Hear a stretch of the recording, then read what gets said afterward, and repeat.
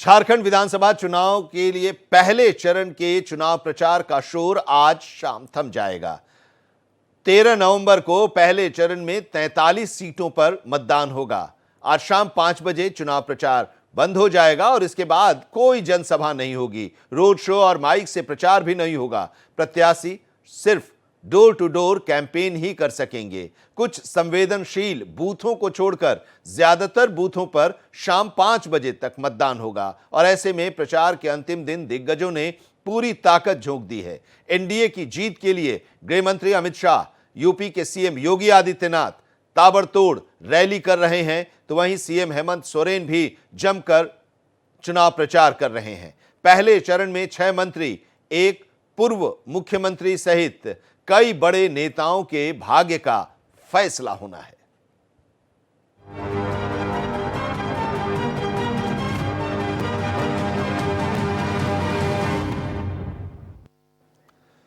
तो चलिए पहले जरा झारखंड विधानसभा चुनाव के पहले चरण के बारे में आपको बता दें। कुल सीटें हैं 81, जिनमें से पहले चरण में 43 सीटों पर 13 तारीख को वोट डाले जाएंगे और आज प्रचार का आखिरी दिन है। इन 43 विधानसभा क्षेत्रों में कुल 683 उम्मीदवार चुनाव मैदान में हैं।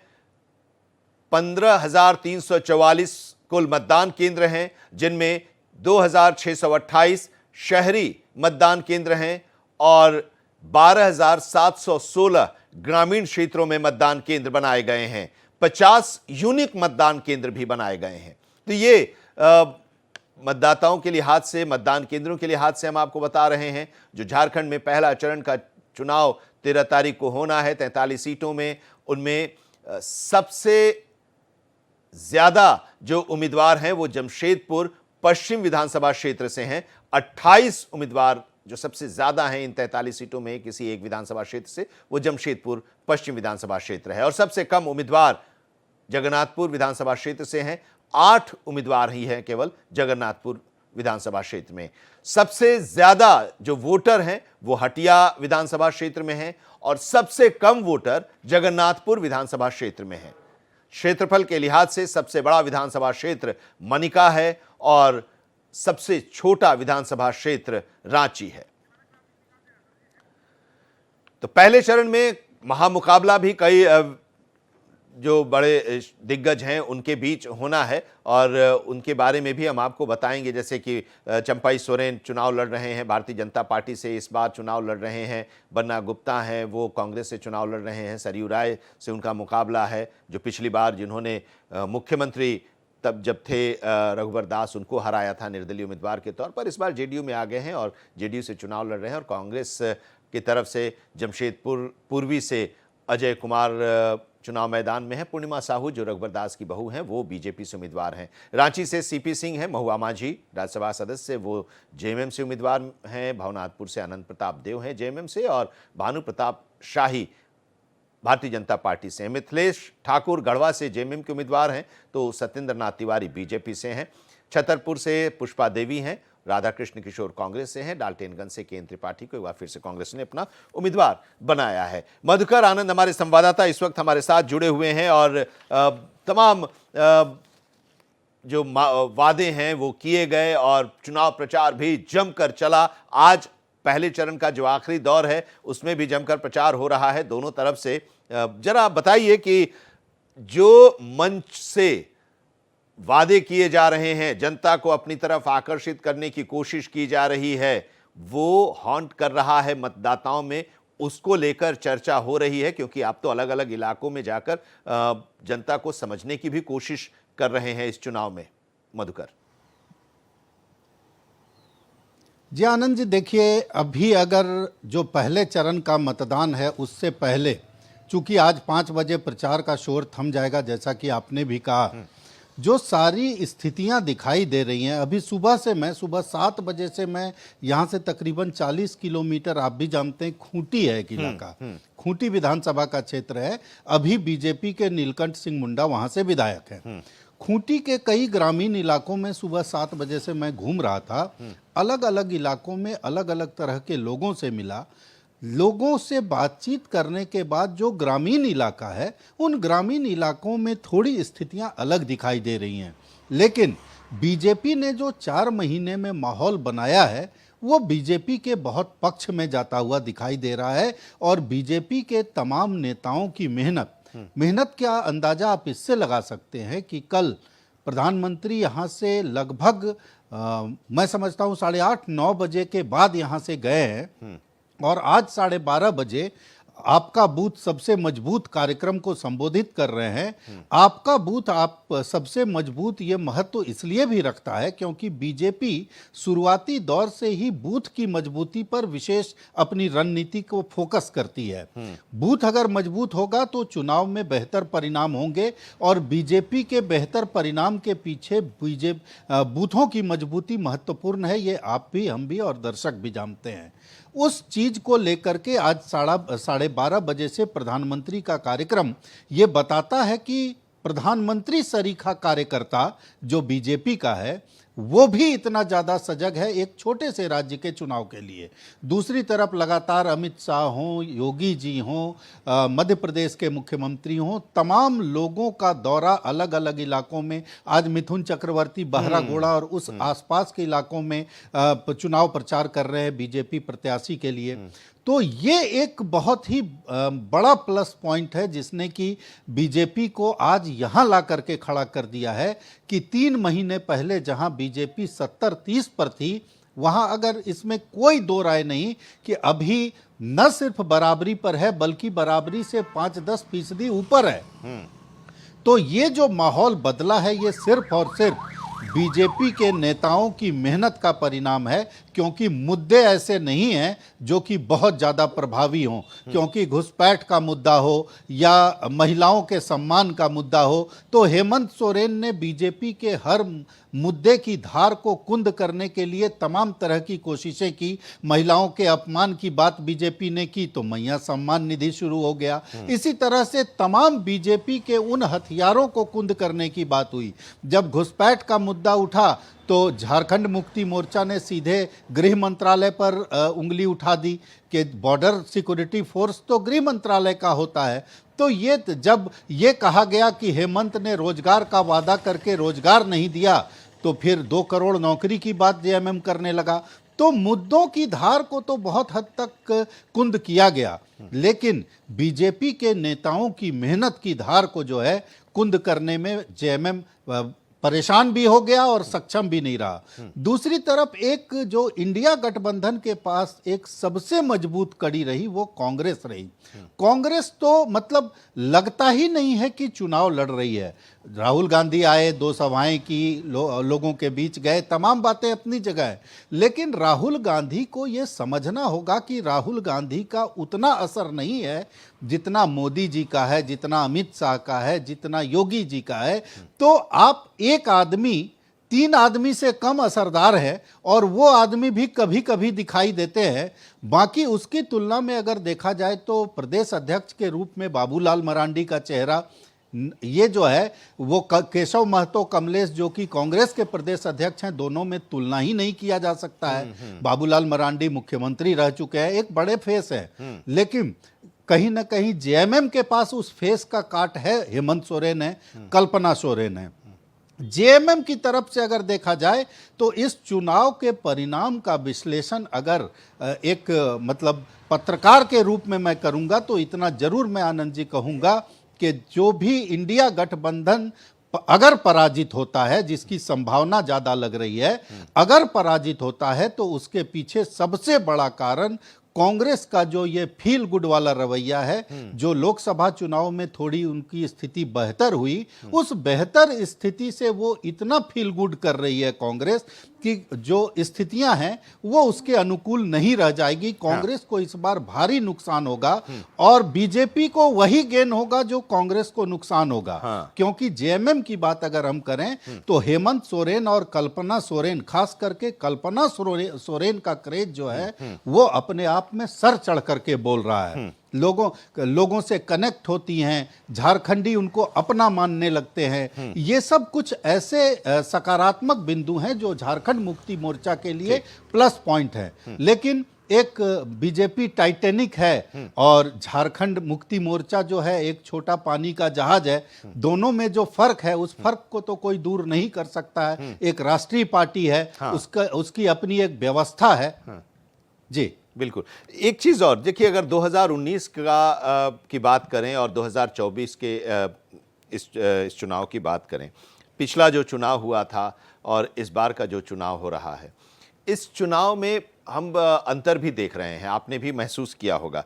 पिछली बार भारतीय जनता पार्टी की सरकार थी, रघुबर दास पहले ऐसे मुख्यमंत्री और अभी तक के अकेले ऐसे मुख्यमंत्री जिन्होंने 5 साल का अपना कार्यकाल पूरा किया। भारतीय जनता पार्टी की सरकार ने 5 साल का कार्यकाल पूरा किया और चुनाव में उसे विजय नहीं मिली। नाराजगी लोगों को की जो थी वो देखने को मिली और यहाँ तक कि रांची में भी वो नाराजगी देखने की मिली, जो सबसे बड़ा गढ़, भारतीय जनता पार्टी का सबसे मजबूत गढ़। और चुनाव जीतने के लिए सीपी सिंह को बहुत मशक्कत करनी पड़ी, काफ़ी आगे पीछे होते रहे और फिर बहुत कम अंतर से चुनाव जीते। नोटा में भी जो वोट पड़ते हैं उसके बारे में एक परसेप्शन है कि वो बीजेपी के ही लोग हैं जो कि उम्मीदवार को देखकर नाराज होते हैं, तो उनको किसी को वोट नहीं करते, नोटा में डालकर चले आते हैं। शहर के लोग वोट देने नहीं जाते हैं, घर में ही रहते हैं।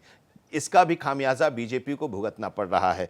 आपका बूथ सबसे मजबूत, ये बात आप कर रहे हैं, लेकिन ये चुनौती है भारतीय जनता पार्टी के सामने कि अपने वोटर्स को निकालकर वो मतदान केंद्र तक ले जाए।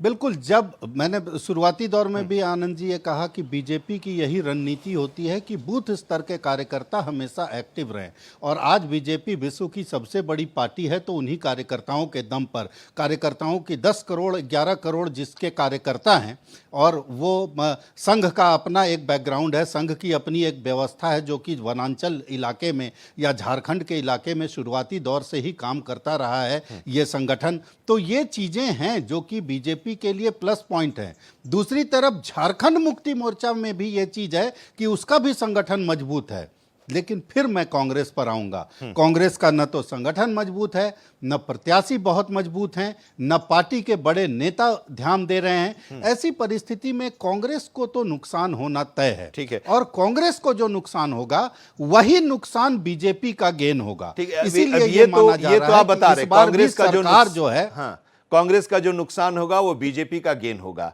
लेकिन कुछ बड़े चेहरे जो कि झारखंड मुक्ति मोर्चा से अलग हुए और भारतीय जनता पार्टी में शामिल हुए, आप समझ रहे हैं, चंपई सोरेन की बात मैं कर रहा हूं, सीता सोरेन की भी बात मैं कर रहा हूं, कोल्हान का वो इलाका जिसमें 2019 में करारी हार का सामना करना पड़ा था और यहां तक कि मुख्यमंत्री तब के जो थे रघुबर दास, उनको भी हारना पड़ा था।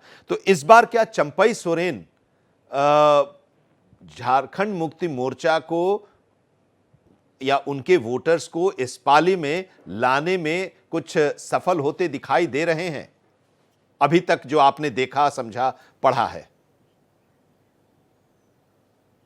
देखिए आनंद जी, ये सवाल जो है ना, ये सवाल ऐसा है जो कि मतलब बक्से में भूत है कि नहीं है, वो जिस समय बक्सा खुलेगा तब पता चलेगा। लेकिन जो जमीनी हालात है जिस पर आपका सवाल है, चंपई दा खुद तो चले आए लेकिन वो अपने कैडर को बीजेपी का नहीं बना पाए, ये समस्या। बल्कि ये यूं कहें कि चंपई सोरेन के बीजेपी में आने का ज़्यादा लाभ चंपई सोरेन को होगा, न कि बीजेपी को। लेकिन शुरुआती दौर में भी आपसे हमारी बातचीत होती थी, आपको याद होगा कि मैंने पहले भी कहा था कि राजनीति में संकेतों का बड़ा महत्व होता है। और चंपई सोरेन जो झारखंड मुक्ति मोर्चा के तरफ से मुख्यमंत्री थे, उनका बीजेपी में आ जाना मतलब होता है कि नेता विधायक दल अब दूसरी पार्टी में चला गया। ऐसा व्यक्ति जो नेता विधायक दल रहा वो दूसरी पार्टी में चला गया, मतलब next to Hemant Soren BJP में चले आए, तो पार्टी ही बीजेपी में चली आई। ये एक संकेत था, एक संदेश था। लेकिन हकीकत बात तो यही है कि चंपई सोरेन जिस तरह से अपने इलाके में जीतते रहे हैं, पिछली बार भी जीते हैं, बीजेपी में आने से, चूंकि आदित्यपुर का इलाका उनके इलाके में पड़ता है और आदित्यपुर आदित्यपुर जो है वो बीजेपी का गढ़ वाला इलाका है, शहरी इलाका है। उसी आदित्यपुर के कारण चंपई सोरेन बहुत कम मतों से जीतते थे, लेकिन इस बार चंपई सोरेन थोड़ा कंफर्टेबल जोन में रहेंगे और वो थोड़ा सा ठीक ठाक स्थिति से जीतेंगे। लेकिन उन्हीं के बेटे की स्थिति जो है वो जो हम लोग सुन रहे हैं वो बहुत अच्छी नहीं कही जा सकती है। अगर चंपई सोरेन का कोल्हान में असर होता तो उनके बेटे की स्थिति अच्छी नहीं कही जाती, ऐसी परिस्थिति शायद न बनती। दूसरी तरफ अगर देखा जाए तो कोल्हान में जिस तरह से पश्चिमी सीट, जमशेदपुर की पश्चिमी सीट पर बन्ना गुप्ता जो वर्तमान में स्वास्थ्य मंत्री हैं, कांग्रेस के टिकट पर जीते थे 2019 में, उनकी हालत भी खराब बताई जा रही है। बल्कि मैं तो वहां से घूम के आया हूं, उनकी स्थिति बहुत अच्छी नहीं है। सरयू राय उनके मुकाबले बहुत मजबूत स्थिति में है। पूर्वी में डॉक्टर अजय की स्थिति जो है वो पूर्णिमा दास की तुलना में कमजोर है। ये मतलब जो ईमानदार विश्लेषण होता है, ये बात डॉक्टर अजय भी जान रहे हैं, ये बात बन्ना गुप्ता भी जान रहे हैं। बन्ना गुप्ता की परेशानी बाबर भाई भी है। बाबर जो हैं वो असदुद्दीन ओवैसी की पार्टी से खड़े हुए हैं और तकरीबन वहां पर जो माना जाता है कि 10 से 12 हजार जो मुस्लिम मतदाताओं का मत है, उसमें से एक भारी संख्या जो कांग्रेस को जाती वो बाबर को चली जाएगी। तो बाबर भी उनकी हालत खराब करने के लिए काफ़ी हैं। दूसरी बात यह होती है कि सरयू राय की स्थिति खराब हो सकती थी, लेकिन पिछली बार वो पूर्वी से खड़े हो गए थे, तो पश्चिमी की जनता 5 साल पुरानी बात भूल चुकी है। अब वो एनडीए के प्रत्याशी हैं। तो ये तमाम चीजें हैं जो रणनीतिक तौर पर बीजेपी ने काम किया है। उस रणनीतिक तौर पर किए गए कार्यों, जो हिमंता बिस्व शर्मा लगातार लगे हुए रहे थे और बीते 4 महीनों में, खास करके 3 महीनों के दौरान, मतलब हकीकत यही है आनंद जी कि सुबह 10 बजे हिमंता निकलते हैं, आसाम में काम करते हैं, सेकेंड हाफ में यहाँ चले आते हैं। अब तो ये स्थिति है कि मैं एक दिन देख रहा था एयरपोर्ट पर 4-5 सिक्योरिटी वाले खड़े थे, लगा कौन आ रहा है, जब देखा तो देखा हिमंता बिस्व शर्मा आसाम से तुरंत लौटे हैं और सुबह 10:30 बजे मुझसे मुलाकात हुई। तो ये स्थिति में उन्होंने मेहनत की है। शिवराज सिंह चौहान जी लगातार लगे हुए हैं। कल भी प्रधानमंत्री के दौरे को लेकर हमने बातचीत भी भारत एक्सप्रेस ने उनसे दिखाई, एक्सक्लूसिव बातचीत थी। वो किस तरह से निगरानी कर रहे थे, एक एक चीज का ध्यान, प्रधानमंत्री आएंगे कहाँ रेस्ट करेंगे, कहाँ 10 मिनट रुकेंगे, जब रुकेंगे तो उनके लिए क्या क्या व्यवस्थाएं होनी चाहिए, तमाम चीज़ों की मॉनिटरिंग जो है शिवराज सिंह चौहान खुद कर रहे थे। और आप जो शुरुआती दौर में आनंद जी आपने एक बात कही थी, वो बात बड़ी महत्वपूर्ण है कि रांची में मशक्कत करनी पड़ी थी। ये एक बहुत हकीकत की बात है। और उसी मशक्कत को देखते हुए कल प्रधानमंत्री जी का रोड शो उस इलाके में हुआ जहां 90 बूथों में 80% मत जो है वो बीजेपी के समर्थन में पड़ते हैं। अब आप समझ लीजिए कि जहां ये तय है कि बीजेपी को ही वोट मिलेगा, उस इलाके में प्रधानमंत्री जी का रोड शो होना, क्योंकि सुरक्षा के लिहाज से भी वो इलाका रोड शो बहुत आसानी से करने लायक नहीं था, लोगों को बहुत ज्यादा परेशानी हुई है। लेकिन प्रधानमंत्री का अपना प्रोटोकॉल है, उस प्रोटोकॉल के हिसाब से सुरक्षा तो होनी है। वो ऊपर फ्लाईओवर बन रहा है, जब तक फ्लाईओवर का छोटा मोटा टुकड़ा गिरता रहता है, सुरक्षा के लिहाज से वो इलाका ठीक नहीं था।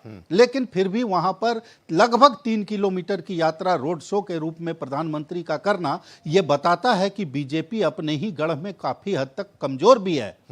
लेकिन दूसरी तरफ एक और सवाल जो मैं आपको याद दिलाना चाहूंगा, शुरुआती दौर में आपने कहा, जो चंपई सोरेन पर आकर के सवाल रुका था कि जो बागियों की स्थिति, तो झारखंड मुक्ति मोर्चा में बागियों को कहीं न कहीं रोक पाने में पार्टी असफल रही। लेकिन दूसरी तरफ बीजेपी ने बागियों को रोकने में बहुत हद तक सफलता हासिल की और इसके पीछे 3 लोगों की महत्वपूर्ण भूमिका रही, हिमंता बिस्व शर्मा, शिवराज सिंह चौहान और बाबूलाल मरांडी। इन 3 लोगों ने मिलकर के बागियों को बहुत हद तक मनाने की कोशिश की। हालांकि बाबूलाल जी अपने ही क्षेत्र में अपने ही मित्र को मनाने में नाकाम भले रह गए, लेकिन इतना तो तय है कि जो प्रदेश स्तर का नेतृत्व है, जो कि बीएल संतोष जी ने अपनी बैठक में कहा था कि बागियों को मनाया जाए, रांची में मुनचुन राय को मनाया गया, संदीप वर्मा को मनाया गया। अगर मुनचुन राय चुनाव लड़ जाते तो चुटिया इलाका जो कि रांची में बीजेपी का गढ़ है, उस गढ़ में बहुत हद तक सेंध लग जाती और जेएमएम को बहुत लाभ हो जाता। लेकिन इस बार जो स्थितियां बदली, जो तमाम तरफ से प्रयास हुए हैं, उसका फायदा ये होगा कि जिस तरह से थक हार के सीपी सिंह पिछली बार जीते थे, उससे परिस्थितियों में थोड़ा बदलाव आया है। लेकिन अगर ग्रामीण इलाकों में जाएं तो ऐसा नहीं है कि झारखंड मुक्ति मोर्चा को कोई जान नहीं रहा है, पूछ नहीं रहा है। कांग्रेस जो हासिल करेगी झारखंड मुक्ति मोर्चा की पूंछ पकड़ने के लिए करेगी, और झारखंड मुक्ति मोर्चा खुद को आज भी खड़े रखे हुए है। बहुत हद तक ग्रामीण इलाकों में उसकी बातें हो रही है, तीर धनुष की चर्चा हो रही है, लेकिन हकीकत यही है कि कांग्रेस पूंछ पकड़ के बैतरनी पार करेगी। वो पूंछ जो रहेगा वो झारखंड मुक्ति मोर्चा का रहेगा। तो ये जो पूरी स्थिति आप बता रहे हैं, जो प्रचार का जोर है भारतीय जनता पार्टी का, प्रधानमंत्री नरेंद्र मोदी, अमित शाह, योगी आदित्यनाथ, हेमंता बिस्वा शर्मा और शिवराज सिंह चौहान तो वहाँ पर हैं ही, इसके अलावा मिथुन चक्रवर्ती और दूसरे प्रदेशों के जो मुख्यमंत्री हैं वो आ रहे हैं। राष्ट्रीय पार्टी पूरी तरह से एकदम चुनाव प्रचार में जुटी हुई है और अलग अलग इलाकों में उनके नेता जा रहे हैं। तो क्या इसी से घबरा गए हैं क्या हेमंत सोरेन? क्योंकि उनका जो भाषण हुआ, उनके भाषण में वो कह रहे हैं कि चील कौवा आ रहे हैं और आप अपना तीर धनुष तैयार रखिए और उनको गिरा दीजिए मारकर। ये घबराहट है उनकी। देखिए आनंद जी, राजनीतिक रणनीति को समझना होगा। हेमंत सोरेन जो ये बोल रहे हैं कि गिद्ध मंडरा रहे हैं, चील कौवे मंडरा रहे हैं, झारखंड के ग्रामीण इलाकों में यही भाषा लोग समझते हैं। और इस भाषा का लाभ ये होता है कि अपने पराये का ज्ञान होने लगता है। हेमंत सोरेन बहुत मैच्योर राजनीतिज्ञ हो गए हैं, और ये जो भाषा है, ये भाषा कहीं ना कहीं एक तरफ हेमंत सोरेन लोगों को टच करने वाली भाषा बोल रहे हैं, दूसरी तरफ कल्पना सोरेन लोगों को अट्रैक्ट करने वाले इशारे कर रही हैं, लोगों को अट्रैक्ट करने वाली उनकी चीज़ें जो है वो दिख रही है। गाड़ी पर ऊपर बैठ जाना, दोनों हाथ हिलाना, आम के पत्ते को लेकर जो सोशल मीडिया में तमाम चीज़ें चल रही है, ये चीज़ें जो है अलग अलग तरीके से हो रही है। और इसीलिए आनंद जी, मैंने पहले भी कहा कि झारखंड मुक्ति मोर्चा जिस तरह से एक छोटा जहाज है, फिर भी टाइटैनिक के सामने बहुत हद तक टिका हुआ है। देखना तो कांग्रेस को है कि कांग्रेस जो 70 साल का दम्भ भरती रही है, उस कांग्रेस को आखिर क्या हो गया। हालांकि लोकसभा चुनाव में 2 सीटें कांग्रेस ने जीती, लेकिन वो 2 सीटें इसलिए जीती क्योंकि झारखंड मुक्ति मोर्चा उसके साथ खड़ा था। अभी भी जो सीटें आएंगी, झारखंड मुक्ति मोर्चा की महत्वपूर्ण भूमिका रहेगी। मैं बार बार इस बात पर इसलिए आ रहा हूं कि कांग्रेस की स्थिति यहां दयनीय है। झारखंड मुक्ति मोर्चा पूरी तरह से बीजेपी को टक्कर दे रहा है, लेकिन बीजेपी का अपना ऑरा है। उस ऑरे में कहीं ना कहीं झारखंड मुक्ति मोर्चा को परेशानी है। ठीक है, अब जरा पहले चरण में जिन 43 सीटों पर आज चुनाव प्रचार खत्म हो जाएगा और 13 तारीख को यहां पर मतदान होगा, उनमें से जो प्रमुख सीटें हैं, जो प्रमुख लोग हैं उम्मीदवार दोनों पक्षों की तरफ से, वो कौन कौन लोग हैं और वहां पर किस तरह की लड़ाई आप देख पा रहे हैं? आनंद जी, पहले कोल्हान से हम लोग चलते हैं। जब उड़ीसा से आप घुसेंगे कोल्हान के इलाके में, महत्वपूर्ण रहा है, लगातार उसकी चर्चा हुई है। कोल्हान में अर्जुन मुंडा की पत्नी मीरा मुंडा हैं, रघुवर दास की बहू पूर्णिमा दास हैं, एकमात्र सरयू राय जो कि जेडीयू की कहीं ना कहीं सांस बन करके आए हैं, वो हैं। दूसरी तरफ चंदन कियारी आ जाते हैं। अब इधर जो धनबाद और बोकारो का इलाका है, चंदन कियारी में नेता प्रतिपक्ष अमर बावरी हैं। तो बीजेपी के ये बड़े चेहरे हैं। खूंटी जहां से मैं सुबह आ रहा हूं, वहां नीलकंठ सिंह मुंडा हैं, जो कि कैबिनेट में मंत्री रह चुके हैं, बीजेपी के बड़े नेताओं में शुमार होते हैं। कई बार मुख्यमंत्री पद के लिए भी उनके नाम की चर्चा होती है। और सबसे बड़ी बात है कि उनके कष्ट का इस बार कारण ये भी है कि उन्हीं के बड़े भाई इस बार कांग्रेस से खूंटी से सांसद बने हैं और अर्जुन मुंडा को उन्होंने हराया था। तो ये तमाम लोग हैं जो कि बीजेपी के हैं। अब दूसरी तरफ अगर झारखंड मुक्ति मोर्चा की बात करें तो झारखंड मुक्ति मोर्चा की तरफ से बैजनाथ राम हैं, जो कि कैबिनेट में शराब मतलब मद्य निषेध और स्कूली शिक्षा मंत्री हैं। मिथिलेश ठाकुर पर बहुत हद तक दारोमदार है, जो कि झारखंड मुक्ति मोर्चा के मुख्य रणनीतिकार, मुख्य फाइनेंसर माने जाते हैं और कैबिनेट में लगातार 5 साल से मंत्री रहे हैं। चाहे वो चंपई सोरेन हो कि हेमंत सोरेन हो, लोग आते जाते रहे। मिथिलेश ठाकुर जो है अकूत धन के मालिक हैं। झारखंड मुक्ति मोर्चा के इसी कारण से ईडी ने चुनाव की घोषणा से एक दिन पहले उनके तमाम ठिकानों पर छापेमारी भी की थी, बहुत सारी चीज़ें मिली भी थी। तो वो हैं गढ़वा से, गढ़वा में ही सत्येंद्र तिवारी का नाम आपने लिया, वो हैं। भानु प्रताप शाही हैं जो पूर्व में स्वास्थ्य मंत्री रह चुके हैं बीजेपी से। तो तमाम ऐसे दिग्गज हैं। हटिया सीट पर लेकर के कांग्रेस के लिए एक बड़ी बात यह है कि हटिया जो है प्रतिष्ठा का प्रश्न बना हुआ है, क्योंकि हटिया से अजयनाथ सहदेव प्रत्याशी हैं, जो अजयनाथ सहदेव के बारे में यह कहा जा रहा था कि अब आधे घंटे में वो बीजेपी में शामिल हो जाएंगे, 1 घंटे में बीजेपी में शामिल हो जाएंगे। और उन्होंने बीजेपी के सामने जो मुझे सूचना है शर्त रख दी कि पहले सूची में नाम दिखाइए, और इसी कारण से वो बीजेपी में शामिल नहीं हो सके। तो कई दिग्गज हैं जिनकी किस्मत का फैसला जो है वो 2 दिन के बाद होना है, और आज प्रचार का आखिरी दिन है। बहुत बहुत शुक्रिया पहले चरण के इन 43 सीटों के समीकरण को बताने के लिए, प्रचार का जो जोर है उसके बारे में बताने के लिए मधुकर आपका। आगे भी हम इस पर चर्चा करते रहेंगे।